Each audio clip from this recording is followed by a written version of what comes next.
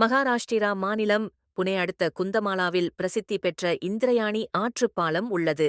பழமை வாய்ந்த ஆற்றுப்பாலத்திற்கு விடுமுறை நாளான இன்று பெரும் எண்ணிக்கையானோர் வந்துள்ளனர். இந்நிலையில் இப்பாலம் திடீரென உடைந்து ஆற்றினுள் விழுந்துள்ளது. இதனையடுத்து மீட்புப் பணிகள் நடைபெற்று வருகிறது. இதுவரை கிடைத்த தகவல்களின்படி 6 பேர் உயிரிழந்தனர் என்றும் மேலும் 25 பேருக்கும் மேற்பட்டோர் காணாமல் போய் உள்ளனர் என்று அஞ்சப்படுகிறது. குறித்த விபத்தில் படுகாயமுடன் மீட்கப்பட்டவர்களுக்கு மருத்துவமனையில் சிகிச்சை அளிக்கப்பட்டு வருவதாகவும் கூறப்படுகிறது. இங்கு ஒரு கோயிலும் உள்ளது. அங்கு ஏராளமான மக்கள் வருகை தருகின்றனர். இங்கு குறிப்பாக வார இறுதி நாட்களில் அதிக அளவில் சுற்றுலா பிரயாணிகள் வருகிறார்கள். ஞாயிற்றுக்கிழமை என்பதால் ஆற்றின் இரு கரைகளையும் இணைக்கும் இரும்பு பாலம் திடீரென உடைந்து போனபோது பாலத்தில் இருந்த பலர் தண்ணீரில் விழுந்து நீரோட்டத்தில் அடித்துச் செல்லப்பட்டனர்.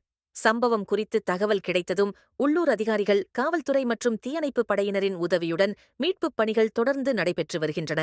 பிற சிறப்புப் பிரிவுகளின் பணியாளர்கள் காணாமல் போனவர்களை தேடும் பணியில் ஈடுபட்டு வருகின்றமையும் குறிப்பிடத்தக்கது.